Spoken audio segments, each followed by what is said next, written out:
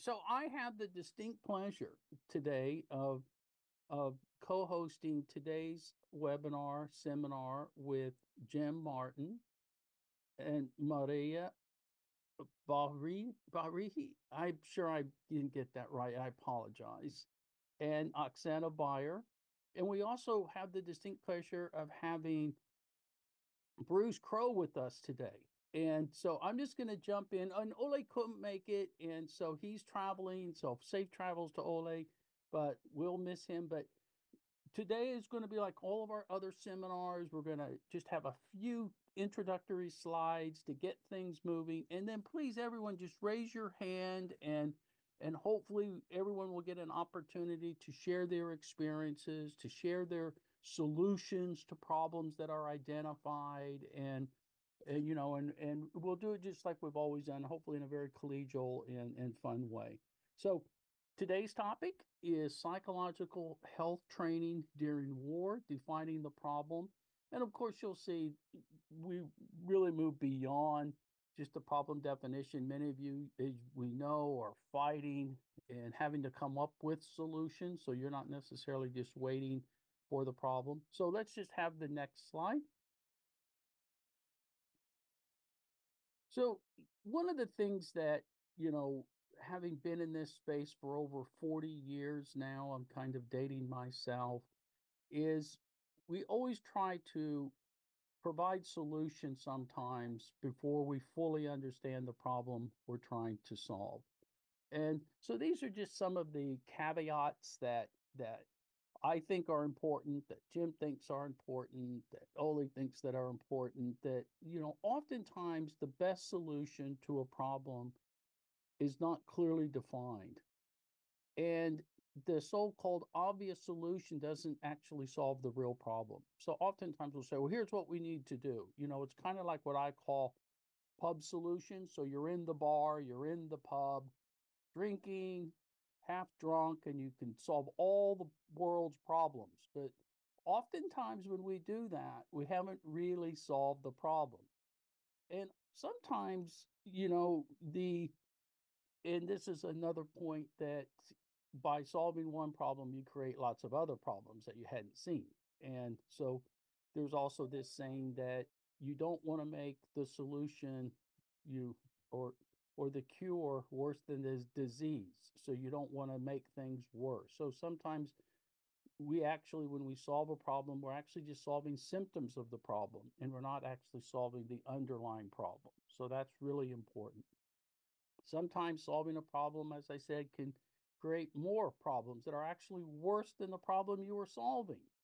So we have to be very sensitive to that. And I'll give some US examples of these things from our own experience. Some problems to solve are really expensive, really time consuming, really complex. And so I always say this to everyone I work with, my students especially: all the easy problems have been solved. Only the hard ones remain. So you have to keep that in mind. The reason why problems haven't been solved is because they're hard. And if they were easy, we would have already solved them. Once we solve them, then they'll go into the easy bucket.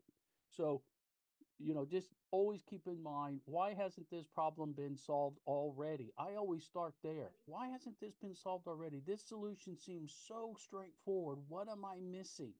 Why isn't this problem already been solved? So just this is some background for problems and the way we think about problems. We also have a saying in the military: let's stop admiring the problem and start solving it. So we also don't want to get caught in the problem admiration mode, where we spend all of our effort describing the problem but aren't moving towards a solution.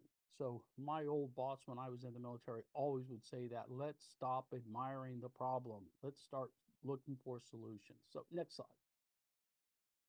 So this just reminds me of some examples of, and I always like to go back to World War II, primarily because that's one of the very first wars that the United States fought, where we collected lots of data and really thought about mental health screening and psychoeducation and leadership behaviors and selection in a real serious way. Now, that's not to say it didn't happen before that. It certainly did. And there's some examples from World War I as well, where some of these principles were developed. For example, pies, which was one of our topics for one of our previous seminars, really came out of the work of World War I on how to best position behavioral health, really psychiatric resources on the battlefield. So I don't want to make it sound like everything was discovered in World War II, because it wasn't, but it is one of the first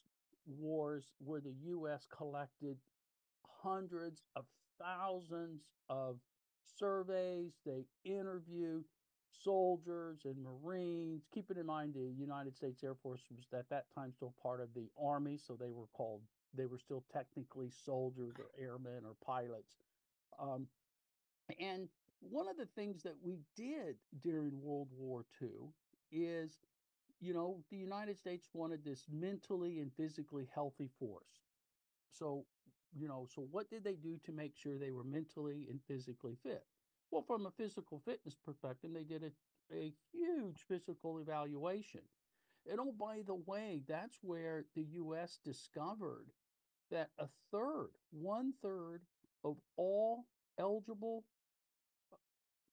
military personnel were found to be physically unfit for military service because they were malnourished or undernourished during child development. Okay, so this was the first time that we had some real good numbers on that. Now, just keeping in perspective, the U.S. knew this was a problem well before World War II, but they left it to the states to solve. And, the United States has a very sort of decentralized state responsibility. And of course, the states failed miserably, and was the data they used. And that led to what we call the school lunch program, where kids are provided lunches in school. That came out of the work from World War II. But I want to focus on this other aspect, and that was the psychiatric screening. So one way during World War II they wanted to make sure the forces were physically or mentally fit was they would be interviewed by a psychiatrist to determine their mental fitness.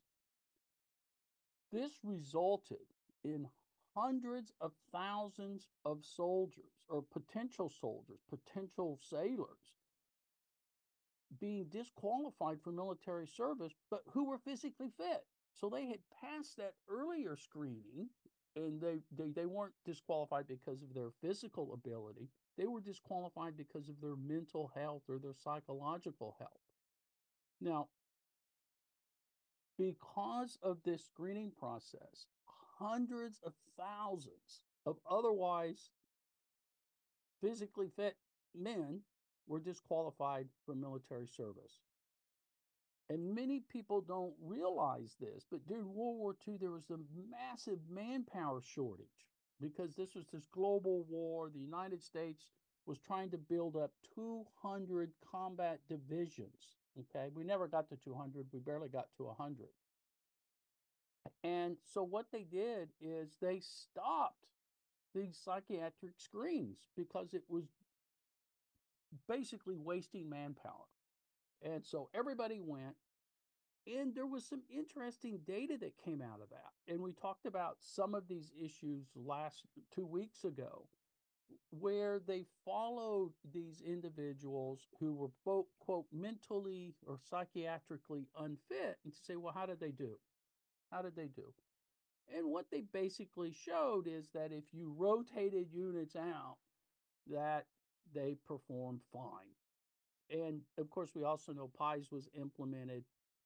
And towards the end of the war, and if you look at some of the old lessons learned from military psychiatry from World War II, what they concluded, although they never validated, was that the best way to build cohesion, build morale, keep soldiers in the fight was promoting good practices, behavior practices by the leaders at the lower levels, usually at the company level. So the idea was that company commanders, if they engaged in the right leadership behaviors, could build this cohesion, build this morale that kept soldiers in the fight. Now, the war ended before anything could really be done to test this idea and to advance this idea of leadership behaviors. But that's been a focus of research in the U.S. Army specifically for the last 20 years. When I was on active duty, we were constantly looking for what are those behaviors that leaders could engage in that would sustain the soldier in the unit. And you could say different ways that sustain the readiness of the unit, that prevent soldiers from getting into trouble and dropping out and getting into fights, etc. So that's been a major, major focus. And so, and even in screening in the U.S., we do not screen for soldiers when we deployed them to Iraq or Afghanistan. They were screened when they came back, right? Because we know that combat takes its toll and we wanted to make sure that they got the help they needed. So screening was done after they returned. Now, the U.S. is not at war really right now. We do have a lot of deployed soldiers, but they're not in active combat. And for these soldiers, we do these periodic health assessments. Part of the periodic health assessments is both a psychological test and a physical test. So, and we can talk more about screening. Screening, by the way, returning from deployment began with the Bosnia deployment. So that was a peacekeeping mission. And that has been advanced and built on and improved over the decades. So the screening that first happened coming out of Bosnia has been improved into now where we do a periodic health assessment, we do a pre-deployment screen, but it's not to keep people out of the fight. And selection is really now limited in the U.S. to really specific occupations, which is primarily for pilots. There's pilots and special forces goes through this screening process that looks at both their physical and psychological health. But for the main part of the U.S. military, there really isn't a selection process per se, unless you think about selection as you have to have a certain sort of intellectual capacity, which we describe as this battery of military tests. I'm not going to bore you with that, but some of the military occupations you have to achieve a certain score on, which is highly correlated to intelligence, by the way, although we don't like to use that word in the U.S. military, but it really is a proxy for an intelligence test, but it's more applied oriented.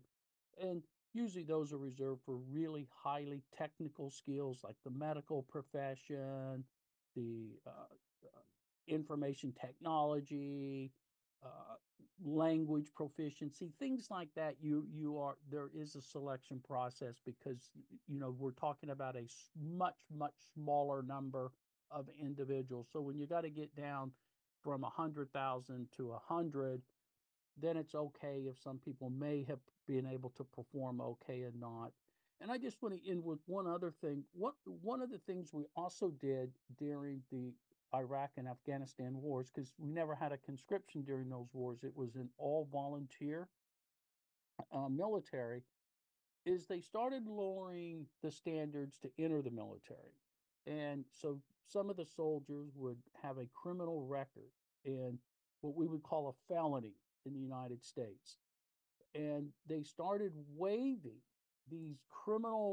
some of the criminal behaviors, not things like murder and rape. You couldn't join the military if you were a rapist or a murderer, but other things like drinking and driving, being caught with drugs, things like that, there would be a waiver. And so in some of these states, they were felonies.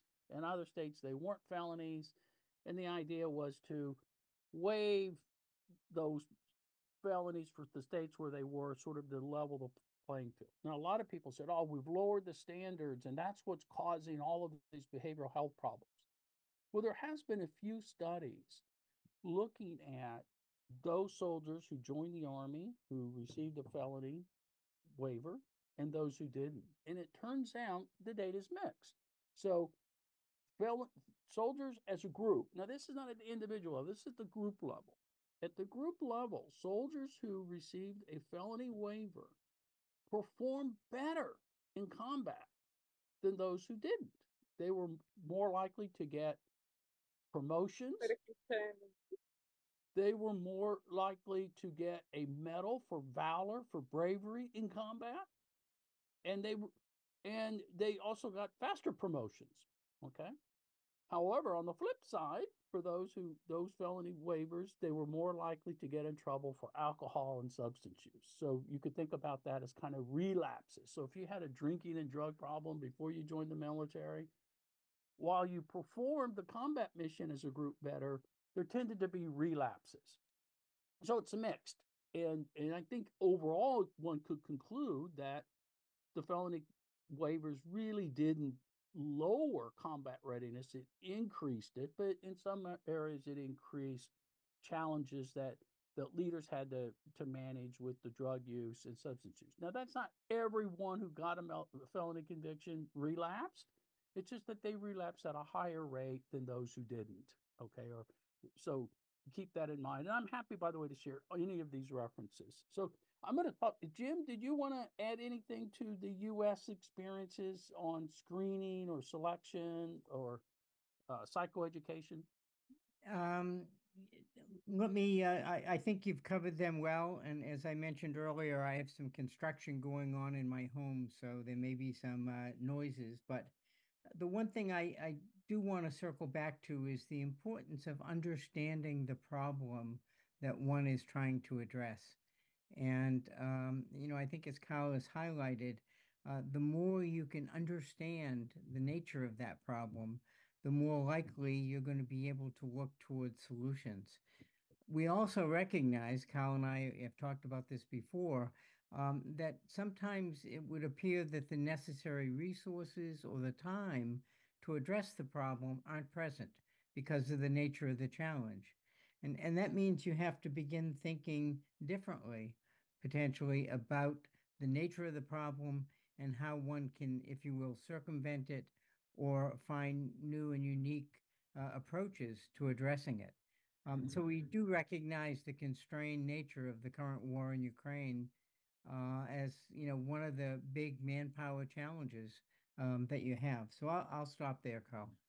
Yeah, and I will also, you made me think of something so manpower challenges, people generally didn't think of during World War II that the U.S. had these massive manpower challenges, but they did.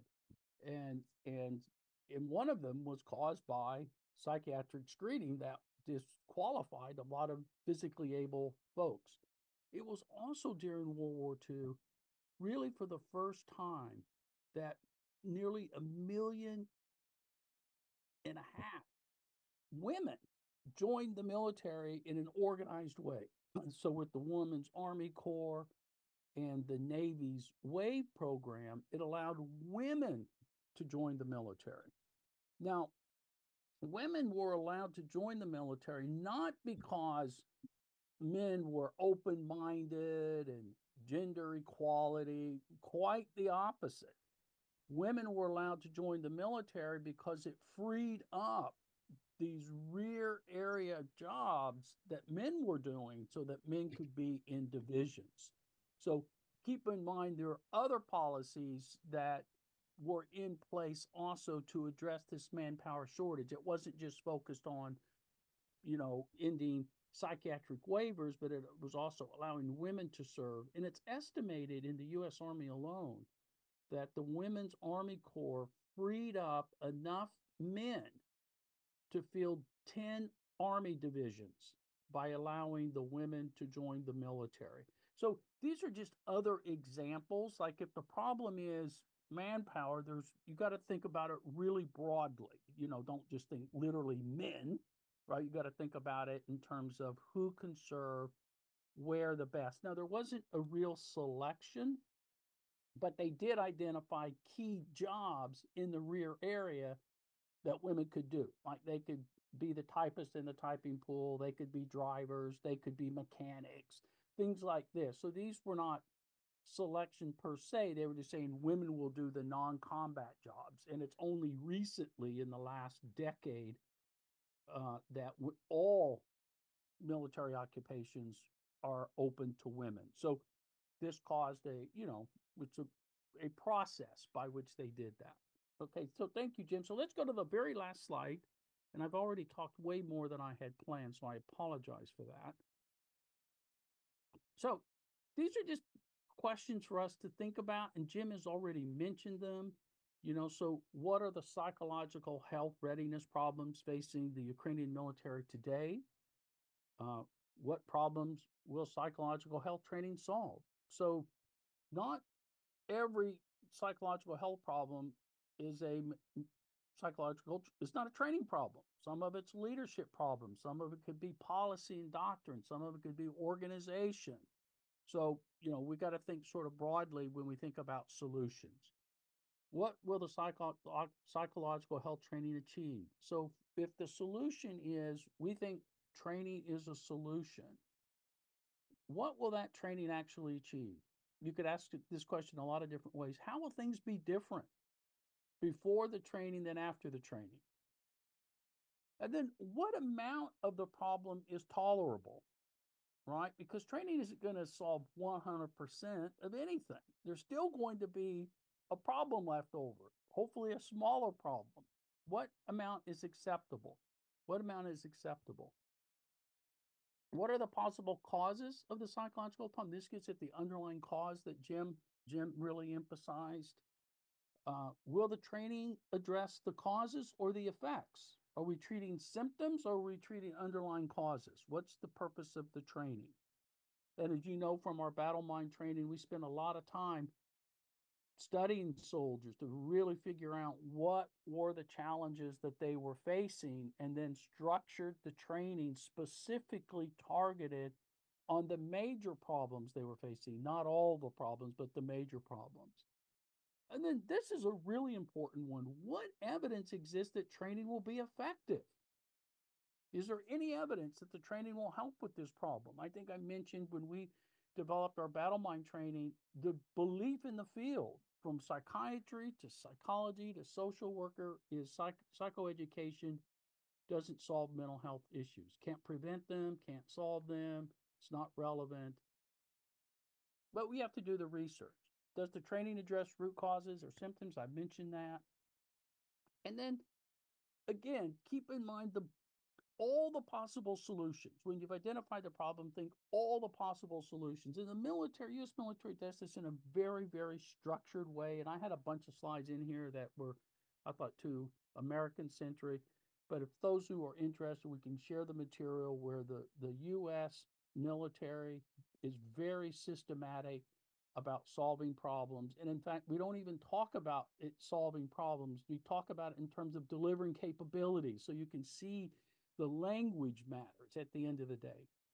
And again, are these problems best solved by other means than psychoeducation or psychological training? Is it a doctrine? Is it organizational problems? Is it leadership, etc.? So I'm going to stop there. Kyle, can I just make one other comment? Oh, sure, Jim. I'm sorry. Please, yes. No. One other comment. And then Maria, also, I'd like to jump in and then lead, help lead the discussion as well.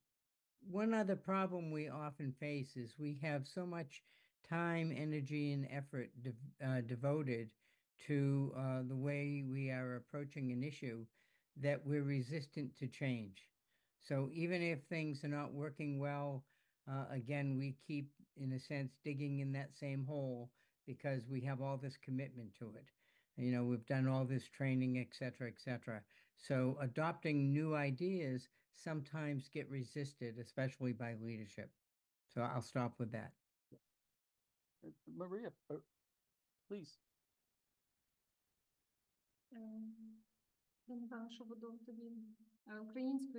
Probably I will speak Ukrainian. Yes, in fact,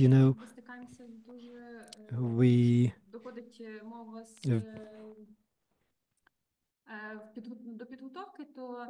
in terms of training,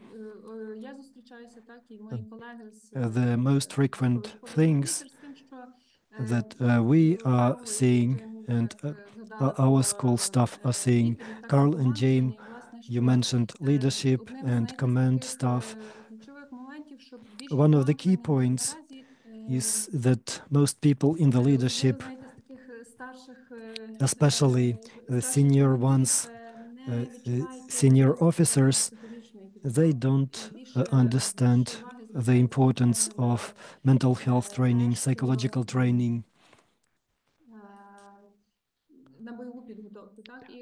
More efforts are devoted to combat training.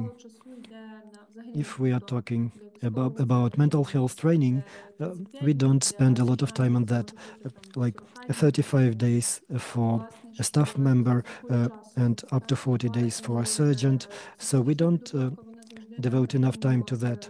So mental health training is like not on the last place, but somewhere there. Like we can remove hours from psychological training or don't give enough hours for that because it seems less important. But our psyche and body are united and inseparable. Sometimes a person may look physically weak. It may seem that this person will not be a strong soldier, but because of the mental health, because of the willpower, this person may be a good military staff member. I would like to add, because we have a lot of Ukrainian colleagues, and if you work with the military, everybody participates in the training, so please get engaged in the conversation, share your comments, share your issues and problems, and maybe some solutions. So we would like to hear the solutions from you, at least to discuss them. Some other things that I noticed, we were talking about screening and selection, but what we can see right now, we don't have any psychological screening. Sometimes people should go to a mental health hospital rather than to a range or to a military unit. Yes, this is one of the problems that we are facing. I would like to encourage our Ukrainian colleagues now to make comments. Can you share your observations, the things you see, because this is important.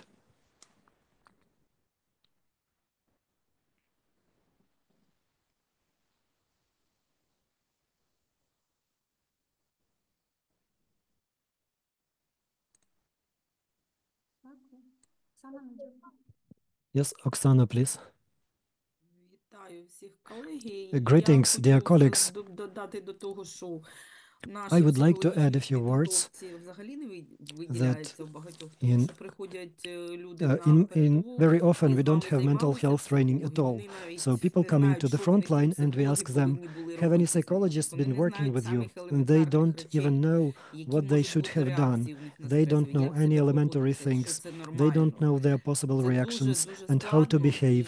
They don't know what is normal or what is not. This is very difficult.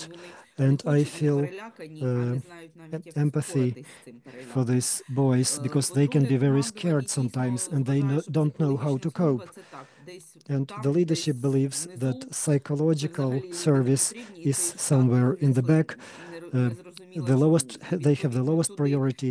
They don't understand why the psychologists work there at all. And it's good to have some good professional psychologists, because sometimes they just put their relatives there because this is a paperwork. Maybe they pay more attention to this in some structures, but in our units, the situation is terrible. I would really like to confirm that if there is a good cohesion, if we have a good leader, if the leader can accumulate and ensure cohesion of the group, then the newcomers are easier to get involved in the team because they feel psychological support. But командира, if we don't і have тоді the взагалі leadership всі, які новобранці, responsibility in the то chain of command, дуже-дуже then it's very difficult for погано. the newcomers. Their situation Дякую. is really bad. Thank you. Thank you, Oksana. Natalia, please. Доброго дня, мене звати Наталія. Я Good на day. My name is сьогоднішній день є Natalia. діючою As of військовою, today, я є I'm психологом в on одному з active duty. підрозділів. I'm a psychologist in І one я of вам the хочу сказати units. таку річ, що на I сьогоднішній would день like to до say that психології today, звертаються. Ну, принаймні в тому yes, підрозділі, в якому я проходжу службу. at least my unit is using the Починають help of дослухатися. Так, psychology. мені довелося They витратити are trying to багато listen to часу me. для того, щоб Yes, I had to звертати увагу spend на a lot of психологію. time to Я не point their сперечаюсь, я на attention сьогоднішній to день mental проводжу health. дуже багато психоедукацій Today, для I'm doing a lot військовослужбовців, of діючих psychoeducation військовослужбовців. sessions for the Да, у мене active дуже duty багато питань military до відбору personnel.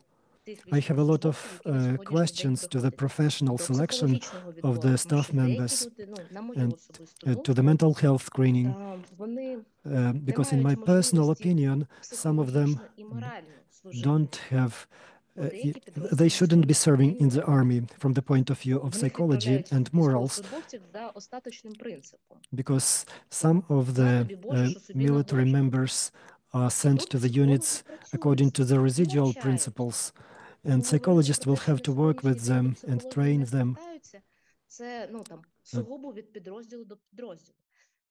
Це дуже залежить від психолога, який працює в самому підрозділі. Максимально від нього залежить. Наскільки до нього будуть прислухатися, або будуть говорити про те, що психологія – це псевдонаука, і до вас ходять тільки, ну, вибачте, битує така трошки фраза, до вас ходять тільки дурачки. Ми з цього починали, ми від цього пішли. Але це колосальна робота, індивідуальна робота з кожним військовослужбовцем і кожним командиром. Ви знаєте, у мене вже є такий жарт. Найскладніше в психології – це довести те, що вона існує. От як тільки ви це довели, так до вас починають звертатися. І вірити, що воно може допомогти. Або навчити, або підтримати. Але це все дуже індивідуально. Дякую. Я можна ще додам. Я теж, ну, якщо ти довел, що ти можеш щось робити, до тебе звертаються. Але от новобранці приходять в дуже, з ними взагалі таке враження, що ніхто ніколи не працює. Дякую. Дякую, Наталія, Оксана. Володя? Володимир Коростій? Дякую, Марічка.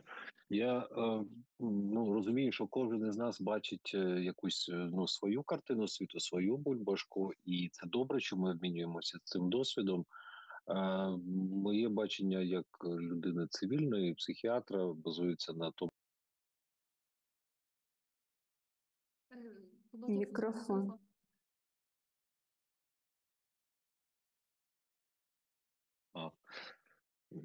Добрий вечір. Дякую, Марічка. Перепрошую, був вимкнутий мікрофон.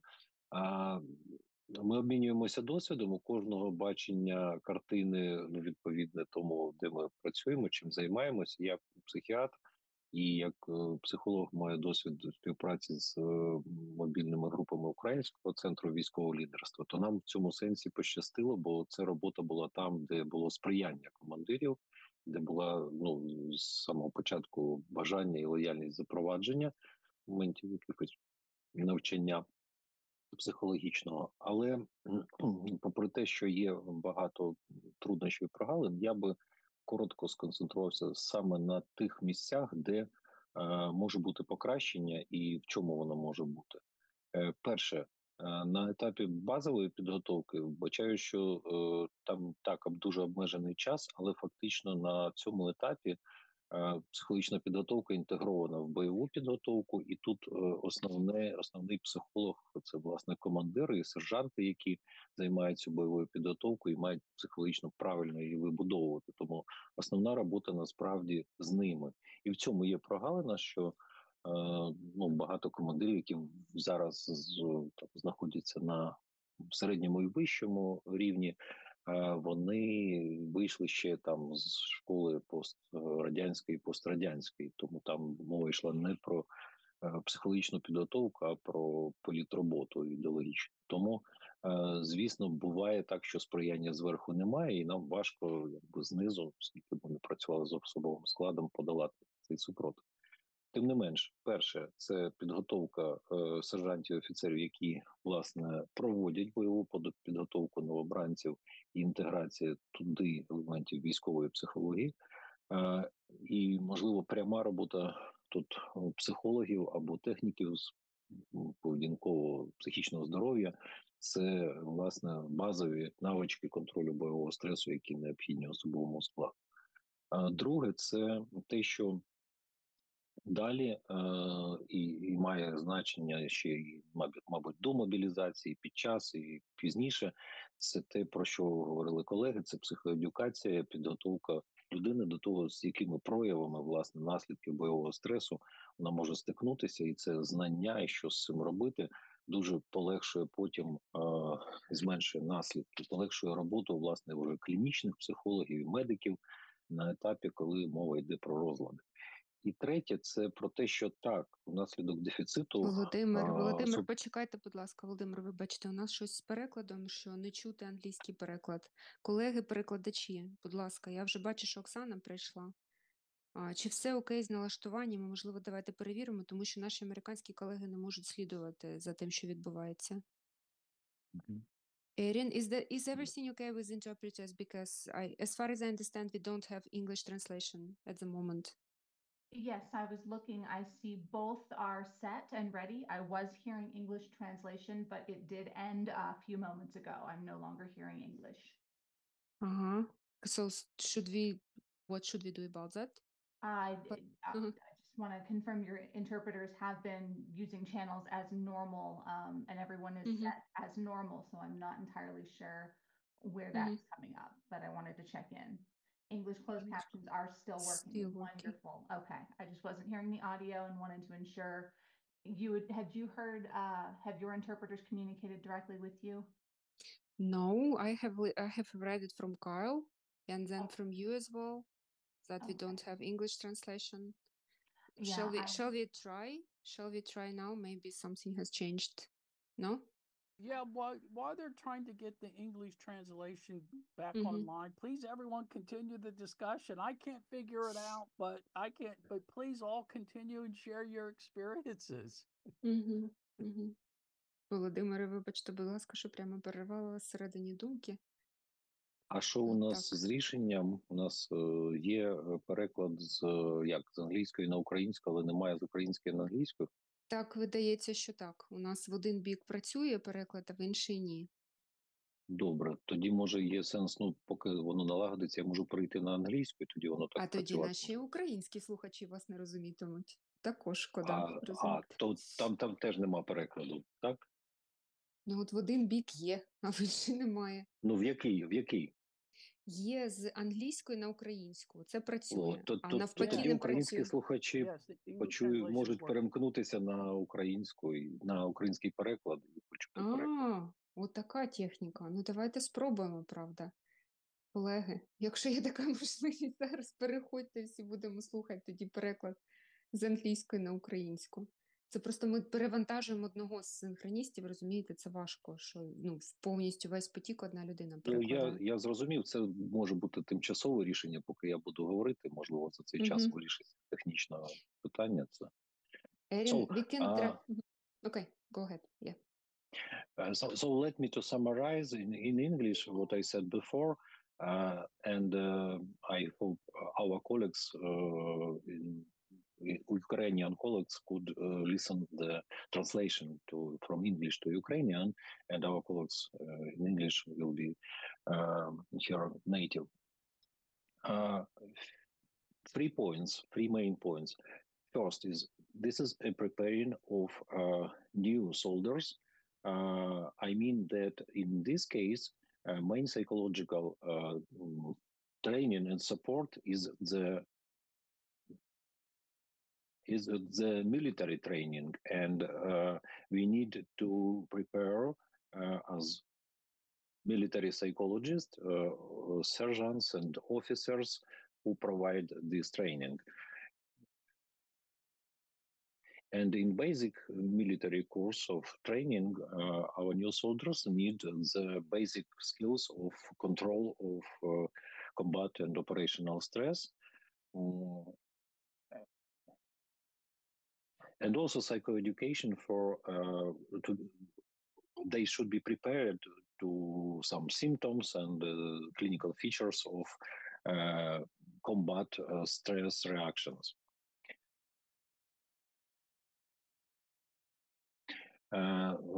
Second point is the problem of commanders in middle and high level, because main part of them are from Soviet and post-Soviet school. So it was nothing of psychological education, but ideological and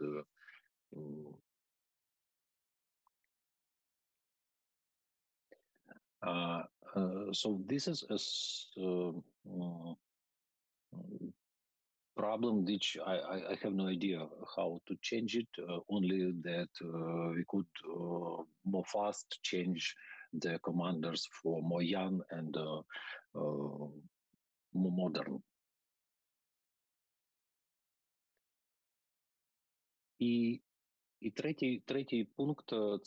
And point number 3 is that, yes, indeed, because of the manpower shortage, a lot of people who are serving in the army today.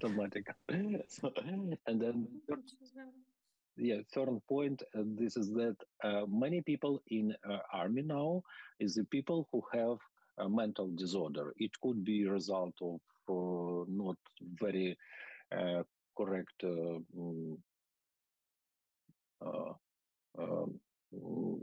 trauma. It could be combat trauma, it could be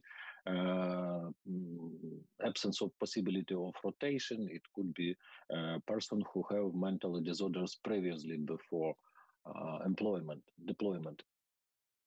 And as a result, for psychological support of these people, we need not only a psychologist, but a multidisciplinary team included psychiatric and psychiatrist. And so, and these people in many cases are very good soldiers, but they need treatment and clinical support.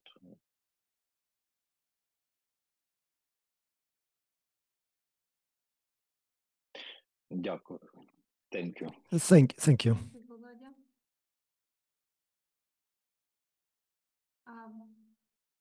Ми маємо ще одну. Скажіть, будь ласка, як нас з перекладом? So what about the interpreting now?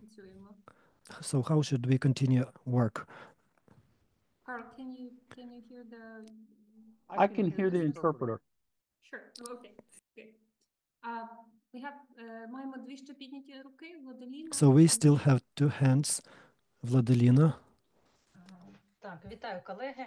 Yes, greetings, dear colleagues. Я цілком погоджуюсь з I can fully agree думками. У нас є with the кілька фундаментальних previous проблем. opinions. Це We have several кадрова fundamental проблема. problems.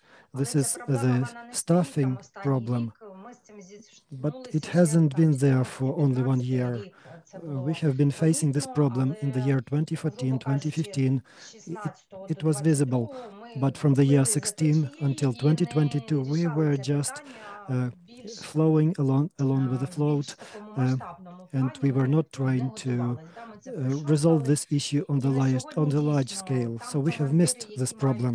And освіту, today, або indeed, самоосвіту, the commanders who have good education or власне, self-education, яким не плювать на свою the бригаду, на commanders своїх who really хлопців, care about вони their boys, вникають, вони about хоча б their squads, дозволяють they dig into this комунікацію там, а problem, потім уже they і allow роботу, бо communication, and це then they allow to work. стереотипне мислення Because склалося, this і stereotype that we have відсутність освіти and самому lack of суспільстві, що education психолог in the це не society, психіатр, да, тобто у нас всегда, ну, там, that я не всіх, у people нас don't always лякали understand this, психіатрії that a більше. psychologist is a Ну, це psychiatrist. ще там із, ну, з радянського періоду йде, і воно So так от, ну, накладалось, it has been навіть зараз an з idea цивільними, coming коли from the говориш, Soviet times, ну, там уже багато and it was ініціатив є, exacerbating.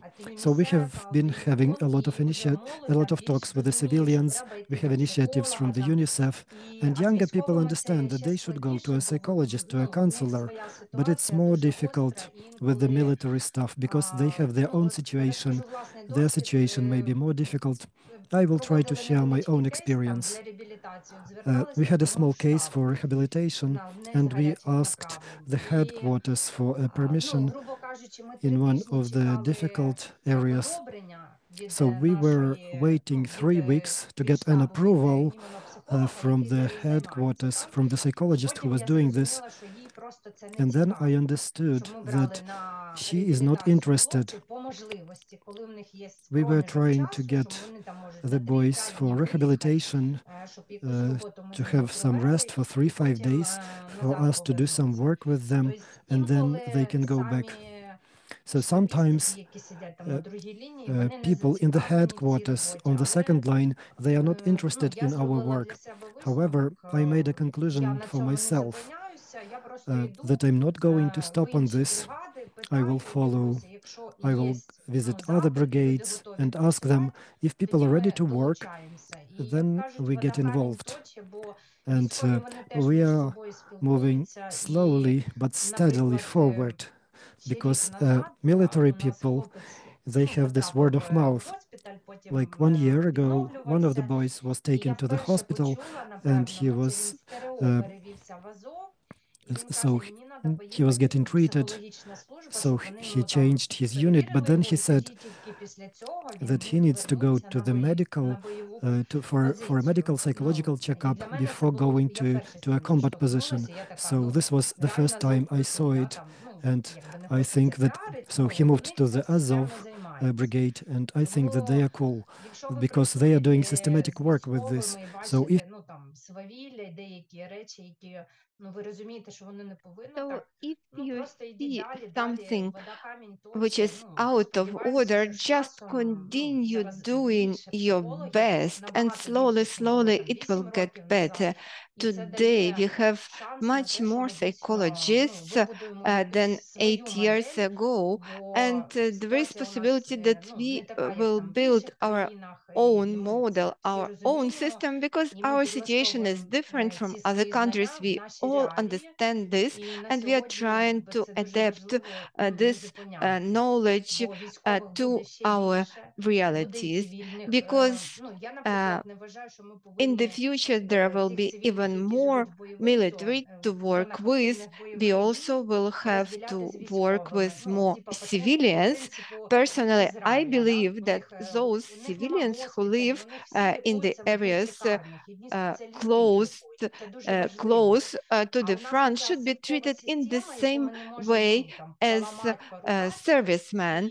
This is the way it is done in Israel. They both civilians and military from the same area are even treated in the same hospital, but in our case, we still have the Soviet-style system, which is very hard to change.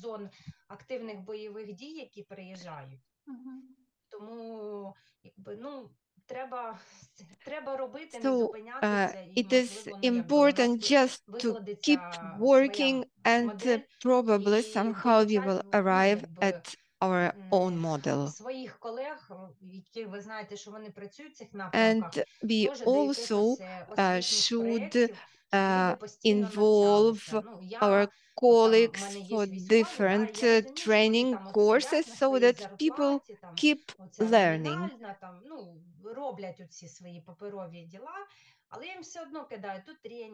Even if I have some colleagues who are working full-time, they do some paperwork, but still I send them information about different courses so that maybe they learn something and then want to do more.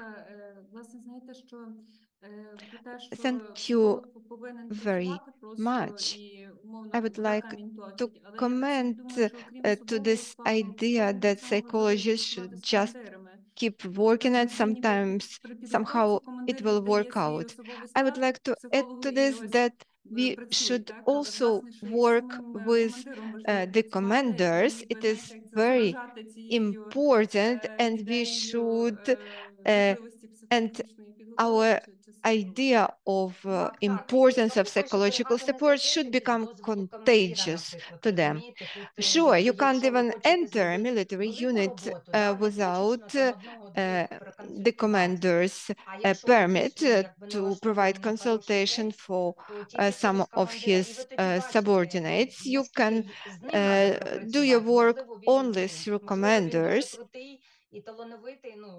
And we also should work with them. Maybe they are very, very cool and strong, but but I don't want to say that those who studied in Soviet times are hopeless. Андрій Добака, and then maybe somebody else wanted to speak. Once again, I'm not going to add optimism to our wonderful conversation, but I have to say this.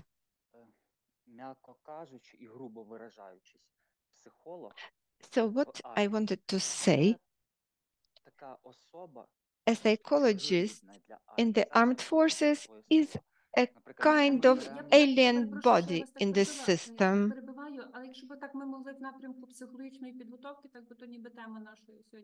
So, Andrei, could you focus more on psychological training? So, speaking of the social aspects, those who are defending our country come mostly from the countryside. They don't have higher educational degrees, and these people just believe in what they can touch, what they can see. We are not living in the prehistoric times, yes, but psychological knowledge is mostly accessible and work for people with higher and maybe medium educational degree.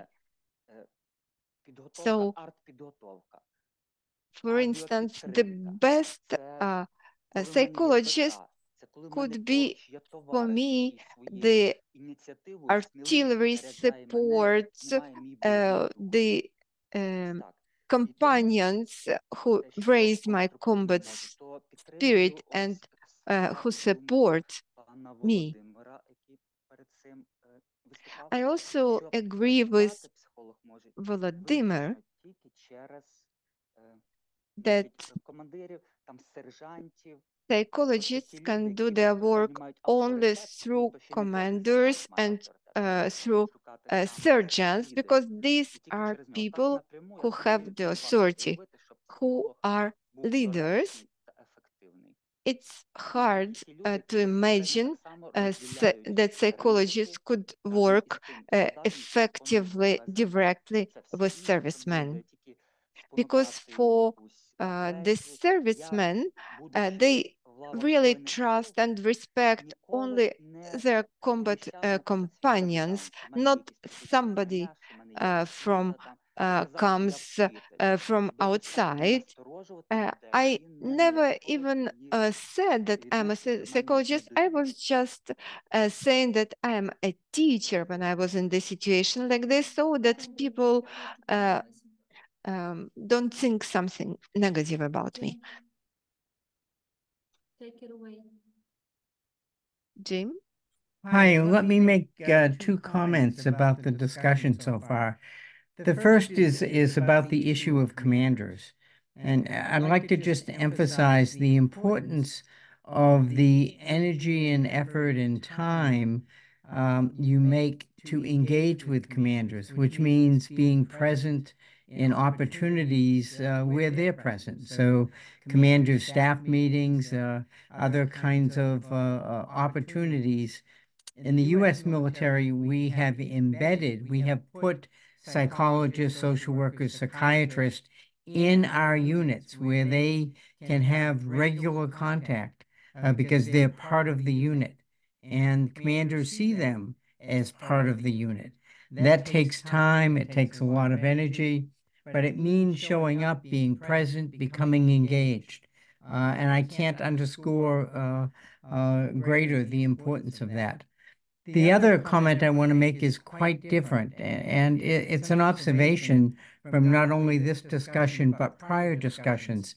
I have not heard much said about substance abuse, alcohol, drug use in the Ukrainian military. And I wonder how much of a problem that is in terms of your especially new soldiers coming in into the military now from the civilian population, and the kind of training and expertise your mental health providers have in dealing with substance abuse. So that's just an information question I have. Дякую, Джима. Можливо, хтось хоче відгукнутися на слова Джима?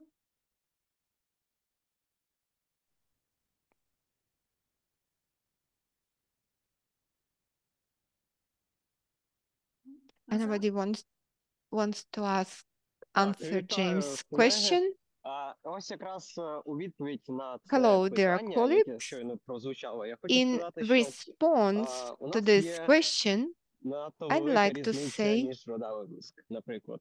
that there is a В great difference сухопутці between different зазвичай services. якраз у The нас просто land створюються окремі service підрозділи для людей з такими has проблемами, такі як вживання special наркотичних або units алкогольних for напоїв. people В which інших структурах, abuse як drugs спеціальних or операцій, там, alcohol, наприклад, десантно-штурмові війська, while in the special зазвичай люди там forces, ніяким чином не відмовляються від виконання, але вони і не відмовляються від вживання. І тобто ми маємо одну ситуацію, в people якій do not в одній refuse to структурі take part просто in the людей operations, but виводять в окремий підрозділ, а в інших, they в don't принципі, вони also якби refuse не вступають в substances. колектив через те, що So був проведений якісний психологічний відбір. these Тобто people do not люди, які influence мотивовані і the знають, team куди вони in прийшли, general, на них because these не people are суттєво motivated, в because they порівнянні з іншими have been впливають well якраз ті самі selected негативні in лідери psychological terms, so або просто люди, які вживають. there Це are або no зводиться в negative норму, leaders, що and the неправильно, drug або просто abusers звертається don't увага. provide Для negative чого робиться impact більше? on Ще хочу operation наполнити з in приводу general, and думки, just яка no прозвучала. attention paid to this. Чому у нас Another відбувається thing I тріаж, тобто wanted сортування to між say роботою is the following: з why військовослужбовцями do і we цивільними? І чому це необхідно? conduct, Це якраз why do we наслідок тої separate самої радянської the системи. treatment Цивільна of людина the не military and може the працювати treatment of the військовослужбовцем civilians? просто так, тому These що якраз civilians cannot вся just внутрішня кухня тої самої act радянської as the військової школи, military яка у нас досі зберігається, на жаль, because the Soviet вона style викривлює school, which повністю сприйняття. is still Особливо, якщо persisting брати in Ukraine, таких completely кадрових distorts the військовослужбовців, яким я є, perception. наприклад, то за 2 роки, наприклад, моє Just світосприйняття повністю in змінилось. І the цивільна last людина вже мене не може 2 нормально years, зрозуміти. І my мені складно з нею perception, and ділитися тим, чого вона банально I am не in the armed зрозуміє. services now. My Я perception вже of the це world перевіряв, і я це completely знаю. changed, and І no відповідно, civilians саме через could це у ever нас understand me. I все ще checked зберігається it необхідність з приводу many якраз times, сортування між and still цивільними we і still роботи з need цивільними, this і військовослужбовцями, які працюють select саме this з військовослужбовцями. separation of the military Дякую. and the of the psychologists who work with the military and with the civilians. I also saw that Alexei raised his hand.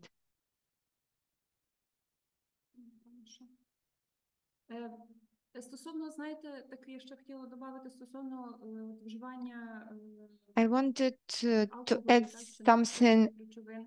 regarding the substance Я abuse. спостерігала і так колеги так From ділилися такими my перспективами. observations and Дуже from залежить the від experience of того, my colleagues, від a lot підрозділу і від командира. depends Бо on the ті military підрозділи, unit де and on командир the приділяє unit's достатньо уваги commander. особовому складу, In some тобто вони units where збираються commanders щоденно, pay обговорюють a great deal of attention to the personal. They hold meetings every day.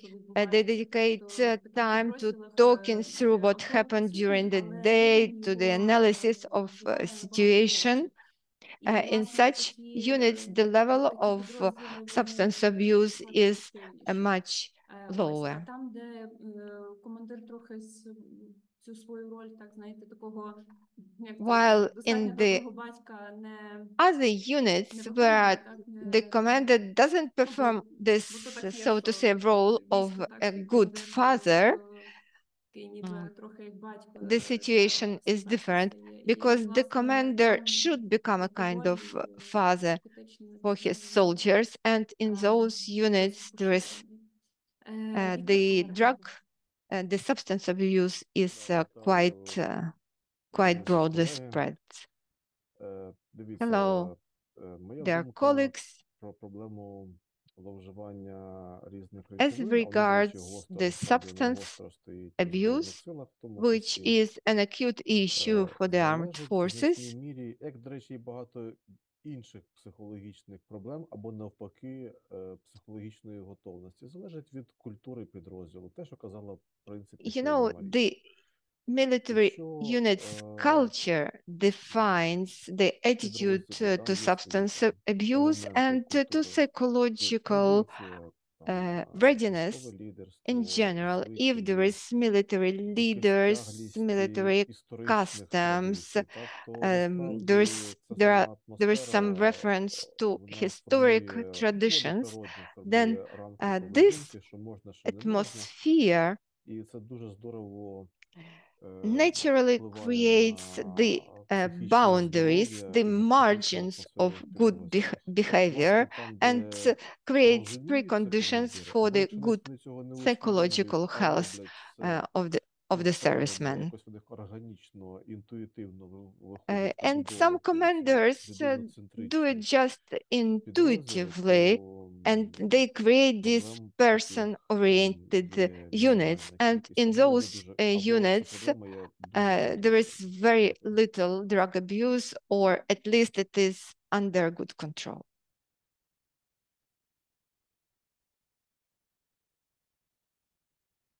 Олексій, прошу. Ви знайшлися? Alexei, the floor goes to you. Так, чутно. Can you hear me? Yes. Що я хочу додати до попереднього виступу? So what I would like to add to what has been said by the previous speakers.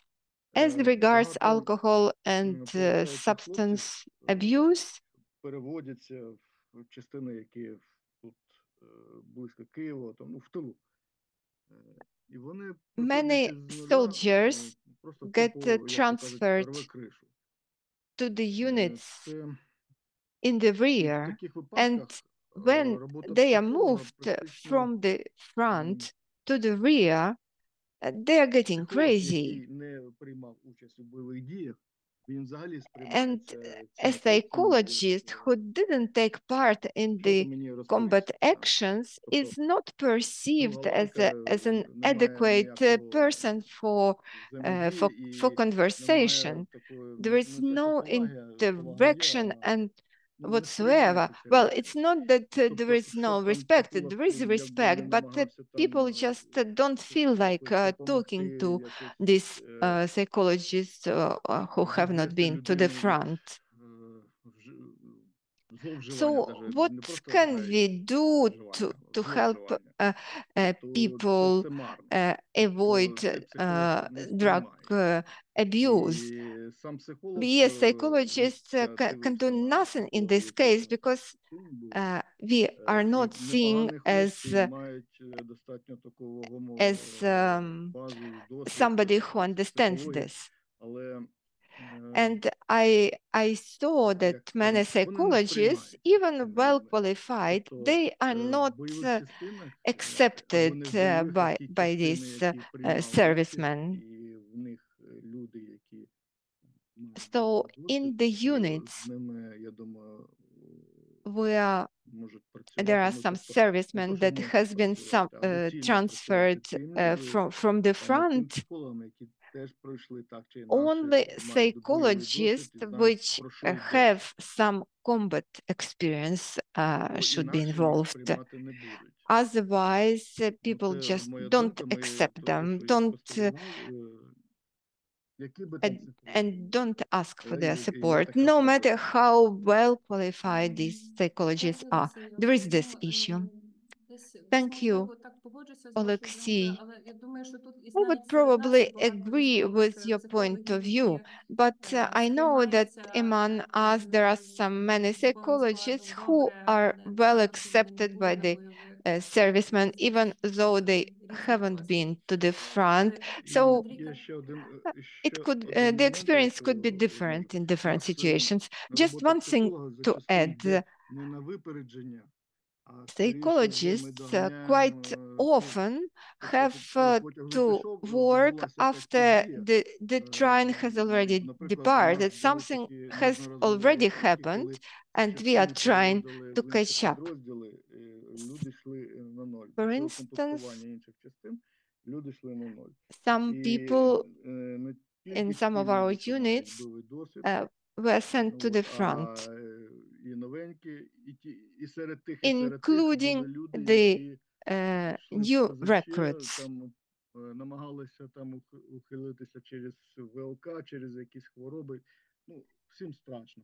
Including those who were trying to avoid being summoned to the armed forces by trying to show in some diseases. People have fear.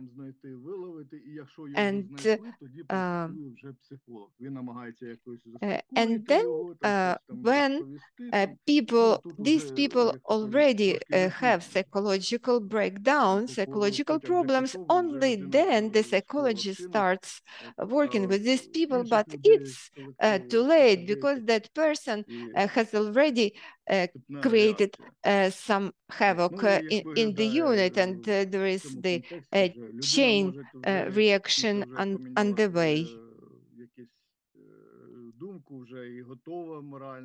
And sometimes maybe the person has changed afterwards and is ready to go to the front, but this person already has this negative history behind her.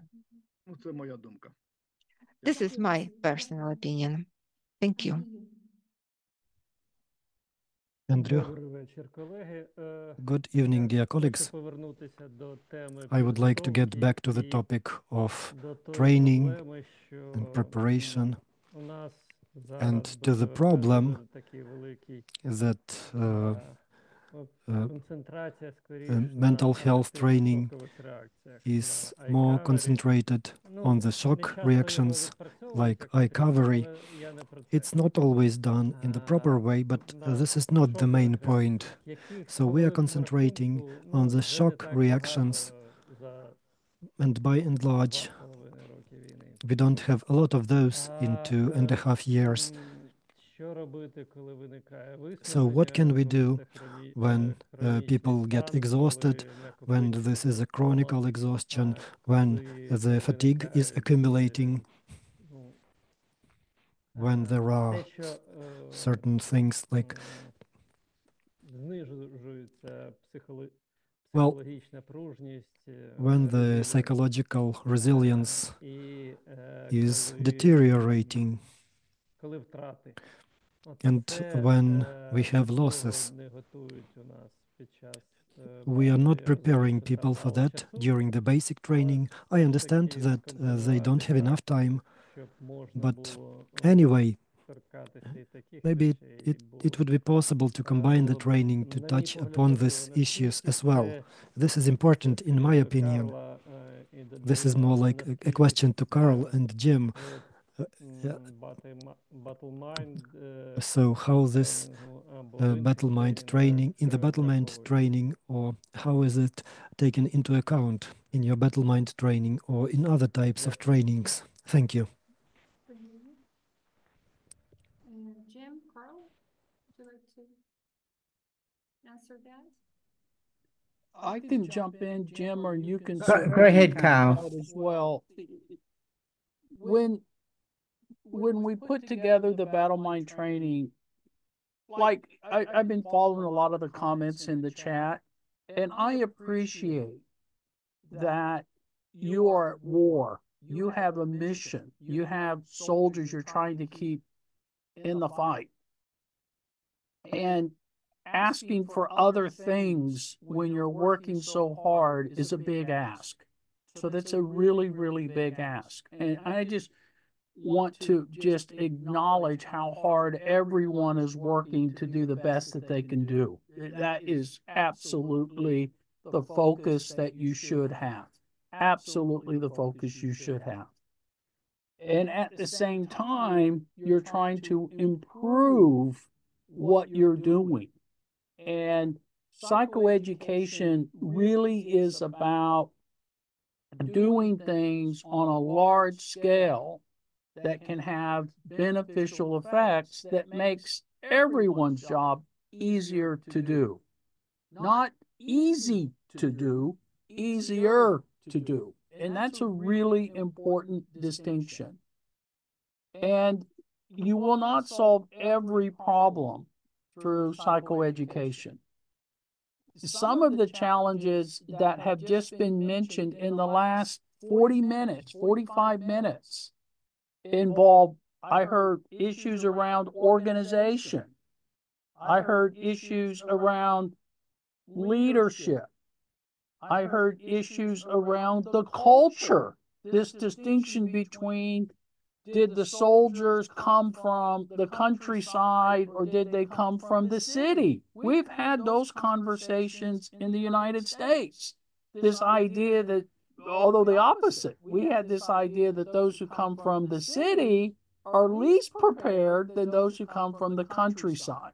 So these kinds of conversations, your observations that you're seeing are observations that many, many other nations have seen, not just the United States. But again, the battle mind training, and then the issue of credibility. Like, do you have had to serve in the military in order for soldiers to listen to you? Do you have to be a combat veteran in order for combat veterans soldiers to listen to you? These are all issues that we've grappled with in the United States. And I can't say, here's the answer. All I can say is for some people in the United States, for example, being prior military service was really, really important to them. For others, they prefer not to have someone in the military. Because sometimes being in the military, you can be dismissive of concerns that soldiers have. Well, I suffered too, and I'm fine, so you should be fine as well. So sometimes it adds sympathy, and sometimes it gets dismissed. And those are individual experiences. But when you think about psychoeducation and mental health training or psychological health training, you really need to be focused on what problem are you solving. So Jim mentioned alcohol use and drug use. I'm breaking those up into two separate things because if you were going to address those with psychoeducation, you would do them differently. You would do each of those differently. And you would look for the role of the leaders. And I heard Maria saying some leaders don't really understand psychology or psychiatry. Sometimes they're dismissive. You're taken away. You're weakening my force. You're giving soldiers bad ideas that will cause them to malinger and try to get out of the fight. I've heard all of these concerns. But Jim's point about being present, being physically present, and I'm talking down to the company level, is really important. Not just being present in the brigade or the battalion, but being present at the company level where soldiers know you by face is really important for credibility. It's important for getting soldiers to feel comfortable talking to you. And this is a lesson in the United States that we learned we unlearned it, and then relearned it. So most of the lessons in the U.S. military, almost every single issue I can go through, we learned it, we unlearned it, we relearned it, and then sometimes we've unlearned it again. So we are now in the phase where our military is unlearning for the second time many of these basic principles that we relearned during the wars in Iraq and Afghanistan. And this is where then doctrine becomes really important. We've had a lot of webinars, or at least 2 webinars, on combat operational stress control. Right? I don't know if the Ukrainian military actually has a document, a doctrine that everyone uses. But that's the doctrine that the leaders and the commanders should be embracing. That's where you talk about how mental health is organized, not just in garrison, but in combat, in the brigade, all the way down to the battalion level. You should be talking about how it's organized and the role of the leaders in that, and the role of the psychiatrist and the psychologist and the social worker and all of those folks. So, I mean, I don't know if I'm answering your question or not, Andre, but I'm trying to get at this idea that having a doctrine, having a manual that the commanders approve. Doctrine is not approved by psychiatrists. Combat operational stress control doctrine is not approved by psychiatrists and psychologists. It's approved by the commanders. It's the commander's commitment to how we are going to do things, not just in garrison, not just during peacetime, but on the battlefield. And that's where it becomes really, really important, because that's where you go and say, this is the doctrine. This is how we're supposed to be fighting.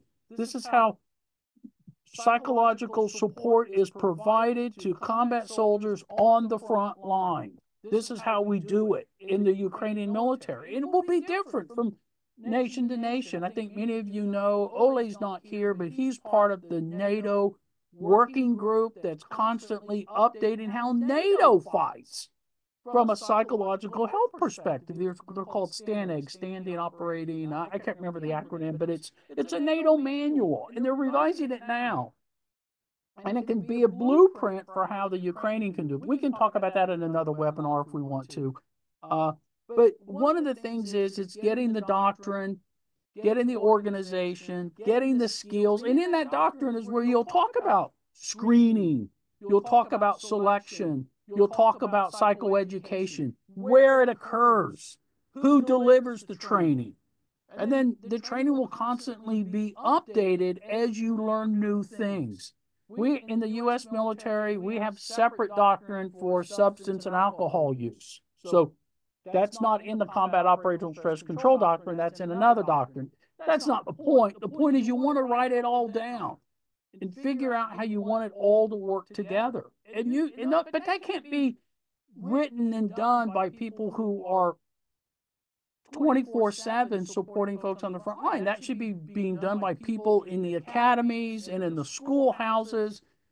And you have folks like that in the Ukrainian military, because I've been in touch with them. Those are the folks who should be writing the doctrine. In fact, that's in the U.S. military. Those are primarily the people who write the doctrine, but they don't write it in a vacuum. They ask those who are on the front line providing the support, does this make sense? Will this work? Get their input. Right? So this is like a doctrine piece of it, and that we could have a separate webinar on that if we want to. But I'm just so thrilled to hear about all the ideas that are being kicked around, and you're identifying many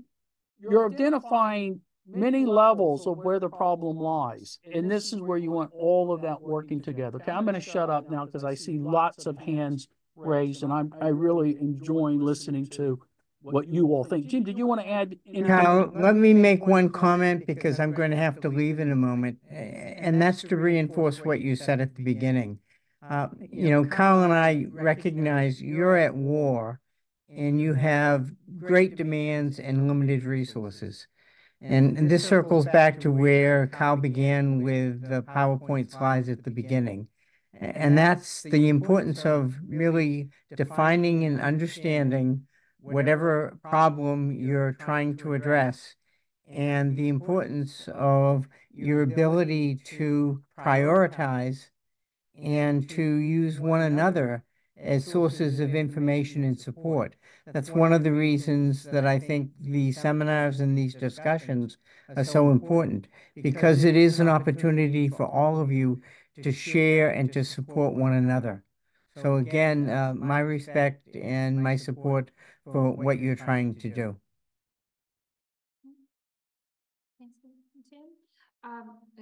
Петро Гармаш тримав довгу руку, Petro Harmash, опустив, але did you raise your hand?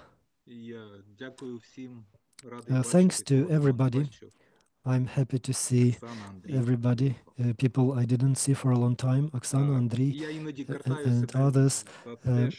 Sometimes I'm scolding myself because sometimes I speak wrong things in wrong situations, but then I may regret that I didn't say something.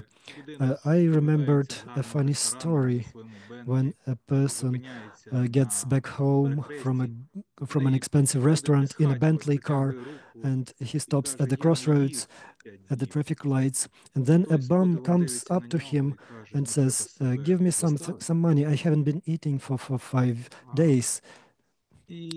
And he says, "Well, you have to make yourself eat."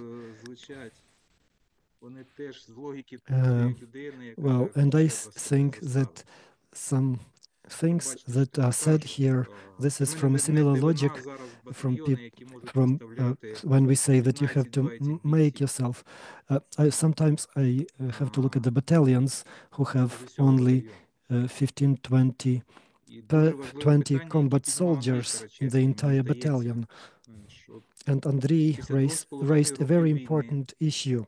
After 2.5 years of war, a very important issue is not efficient work, but exhaustion of people who started war in March, in April. And I can say it from myself personally. I have nothing to hide. Sometimes I feel that other people just lost me in a game of cards. I went to war to protect this country, but the country decided to lose me in a card game. I left my medical practice. I used to be, and I believe that I used to be a very successful therapist, but I don't see people who can come to the units to replace those people who are very fatigued. So one of the boys tells me, "I went to the army when my son couldn't even speak, but now he goes to school and studies English and German, and I can see my son only once per 8 or 9 months." So I think about the social issues, how much our ability to resistance can be connected with the point that our democratic freedoms may be curtailed. I can remind you of the Stalin Order 227 and so on. Well, this is a very big conversation, and I'm sorry we don't have enough time for this. So I was sitting and listening here, and I had doubts if I should say it or not. Well, but it's better to tell you, because later I will think, why didn't I say? Thank you. Thank you, Petro, for sharing. This is very valuable.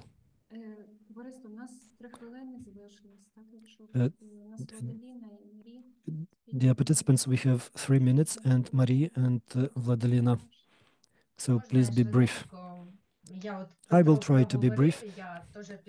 Petro was talking about it, and I was just frozen. So some of my friends have been in the army at war for 10 years. This is the 11th year of war. So you said that we have been lost in the game of cards, and we don't know what will happen in the future, if there is going to be light in the end of the tunnel, somebody said that we are not working proactively. This is really true. We have a discussion in the chat about civilians and other things. We will have a very big demand. The demand is very high even now. I'm saying this in general, but we have our own more or less narrow experience. But the psychologist can help if they have military experience or if they are civilians. The thing is about the quality of their education and their previous background and experience. Sometimes peer-to-peer support may be detrimental. I have a boy, 21 years old. He went to the front at 19, but his life stopped at 21. So he says he is never going to go to a psychologist. He is himself, he used to work, there was a military psychologist with experience. So I was trying to find out what happened, and I know that we need time to work with it. But he has no desire to work with a psychologist, and this is not an isolated incident. This is my personal opinion. Well, we should have a range of solutions. We can't reject one solutions and use others. Some people need more socialization. As Carl said, military psychologists can be dismissive. They think, I have survived this and you will survive this as well. But for this particular person, this problem may be harming his relations in the family. And right now, the medical authorities are obliged to provide primary health care. And if this health care is of high quality, I want to believe that it should be good. But I think referring a person to a high-quality professional, this is a very important point. Sometimes peer-to-peer support can help.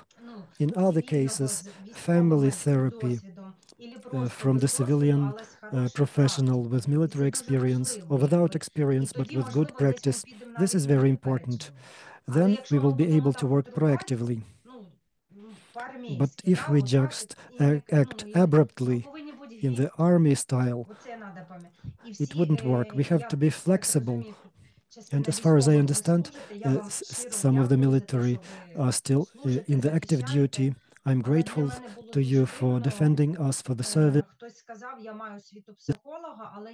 But, it was strange for me to hear that someone said that he has a degree in psychology, but he doesn't tell this. He just says that he is a teacher. It was sad for me to hear about this. Maybe some of people around you would go to you, because for people it is important also to understand something. And when people don't see anyone around them to go to, they become even more closed. I can see another raised hand.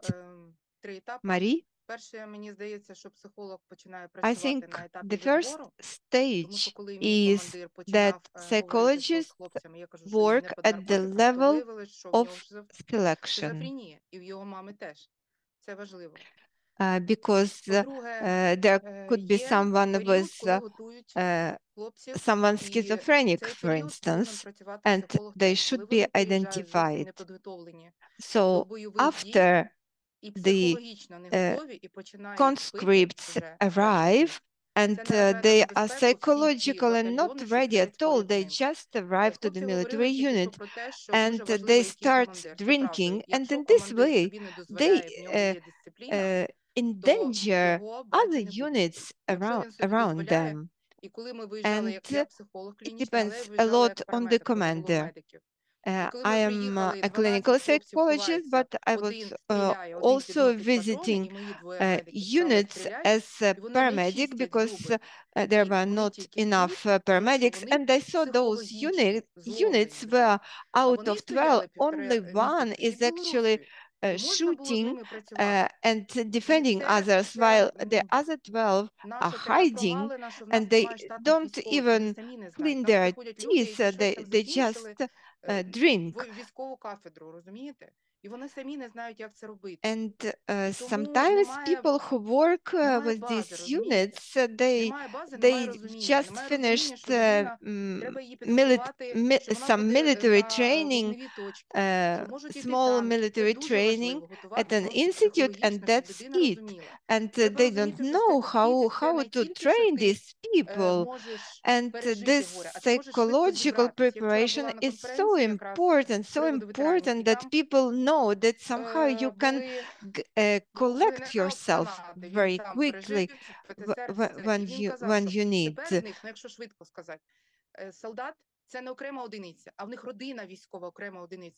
And it is important that there is a family of soldiers, that the whole unit is perceived as family, that no soldier should be alone. As for the substance abuse, honestly, I didn't find a way out of it. I tried to provide some treatment, but you can buy vodka in Ukraine anywhere, and this is the greatest evil I've seen. And then they go back to their families, and it's a problem for their family as well. So I believe if a psychologist works with a brigade, with a battalion, this psychologist is respected. For instance, I say I'm not a survivor of sexual violence, but I know how to work with sexual violence, and I work even better because I don't have the relevant triggers. Because if I had this experience, maybe I would act differently. Ну, це не міф, це реальна практика. Тому, якби, вибачте, хлопці, ну, дівчата знають, про що я, тому це дійсно правда, да? Ну, якщо Yes, this is really, really true what Marie was saying.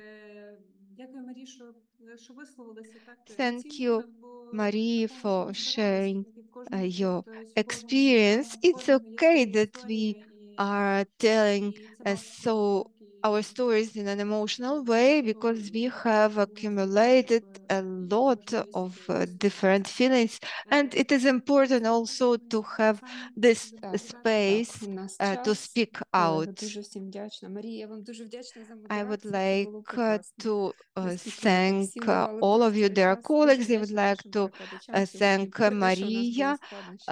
for Колеги, всім moderating this велика подяка. Щиро session, бережіть and a себе, big будь ласка. thank you to the interpreters despite the technical problems. And thank you, Добре, наступний раз ми через 2 Carl тижні зустрічаємось, and будь ласка, other долучайтесь. colleagues І запис from цього заходу US. також So ми our розмістимо на next сторінках meeting в in 2 YouTube і weeks, в Фейсбуці and найближчим on часом. Forpost Все, гарного вечора YouTube всім. and Дякую, Facebook дуже дякую. pages, you will see the announcements. Дякуємо. Have a good До evening. побачення. Thank you.